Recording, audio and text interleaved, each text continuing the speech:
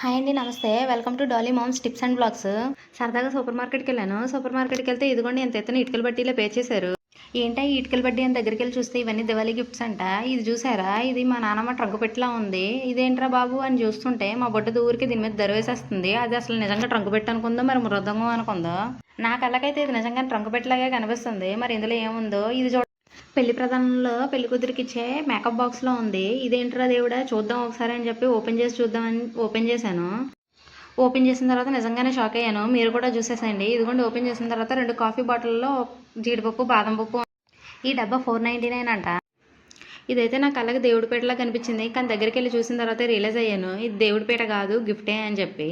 సరే, శాంపుల్ ఉంది కదా అని చెప్పి ఓపెన్ చేసి చూశాను. ఓపెన్ చేసి చూస్తే నిజంగానే షాక్ అయ్యాను. ఇక్కడ 6 రకాల డ్రై ఫ్రూట్స్ ఉన్నాయి. జీడిపప్పు, అంజీరు, బాదం, కిస్మిస్, ఇంకో 2 రకాలు ఉన్నాయి. ఒక్కొక్కటి 50 గ్రాములు ఉంటుంది అనుకుంటా. దీని కాస్ట్ వచ్చి 899.